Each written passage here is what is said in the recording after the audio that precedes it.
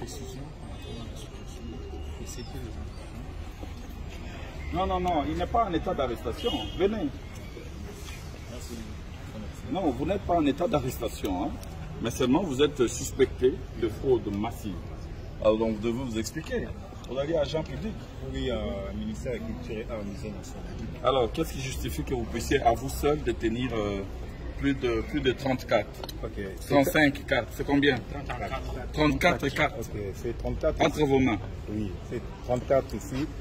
C'est-à-dire ma femme, à Salaka, et moi qui n'ai pas vu à Adif Saoulo. Nous avons des problèmes. Nous avons des petits commerces, nous avons Salaka, à part Moussala.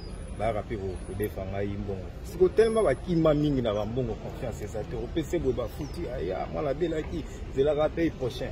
Alors, on a comme tous les ministères, si on a tous les madame, aussi une petite carte, na code na yo, et bah fout à biso puisque tout ça ministère mon message est pas na ke na zimbongo na zongi nango na zimbongo nanga na longoli na zi oya yo na pesi.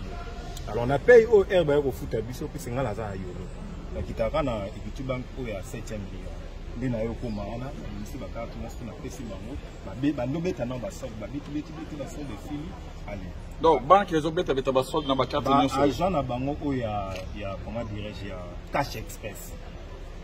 Basi bakatu wana na pesi bango bakatu ba beti ba sol siko foka pesa ngamo e ba pianga mo na zimbongo akina ngonda wana na banque moto bazobeta bazota la basol ba sol ona ena ngona Cash Express Cash Express wana za libanda na kata banque donc clôture ya banque bango siko baza libanda ya banque basi ko na kata bazaka 3 filles ou 4 filles bazaka ba beti ba sol ba bimisi mbongo et baza ba agent ya banque. Oui, ce sont des agents à banque. Ouais. Parce que là-bas, il y a Kinshasa, Cash Express, c'est dans la carte.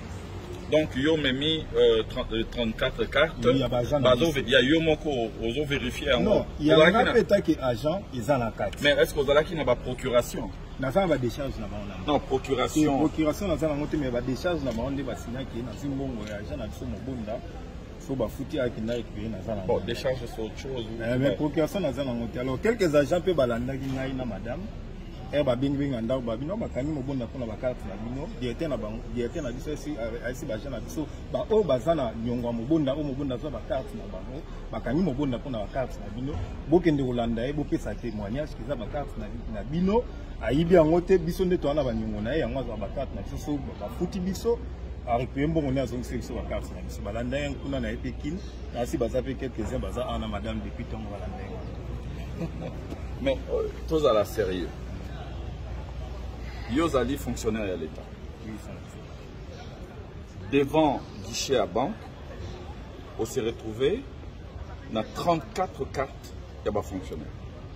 Oui, oui, il n'y a pas fonctionnaire à l'État. Yomoko a 34 cartes. Donc, vous prétendez que les fonctionnaires ont des déficits qui ont bongo, ou des déficits qui ont bongo. C'est quoi, ils ont des cartes na bango, na ba code na bango, yo okene na banque, pour que nous bongo. Donc, vous avez des code na bango. Donc, yo aussi carte na numéro ya moto, na code na yo. Après ça, au Benzimbongo et puis aux Onselieka. Na Zimbongo, oui. Et na Zimbongo, oui. Na Longoli Mbongo, na osé pas. Oui, après. Peut-être salaire négocie à la 400 000. Et sort ya carte na. So na Zimbongo, na PC carte na.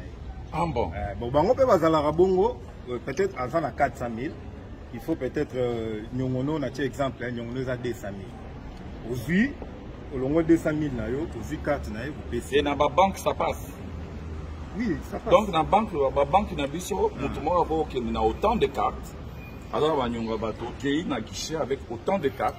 Et on te sert. Oui, vous avez une carte et on te sert. Non, son excellence, la banque de la Cash Express, c'est une anomalie. On est tous d'accord, vous avez un citoyen congolais avec autant de cartes qui peut se présenter. Enfin, moi, je ne connais pas une seule banque dans mon Kili qui peut accepter ces genres d'opérations. Hein.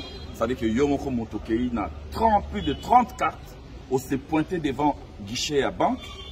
Et puis, on l'a dit, on a nyongo bato, bazana ba nyongo nangai. Et puis, on a dit qu'on fout à yodo, t'as la solde de combien? Ah, 700 000, 400 000. bazobimisela yo mbongo babimiseli yo mbongo na 34 orambale nyonso okangi et puis okei na yo. En tout cas dans le monde, enfin en tout cas nga nayebi système wana te.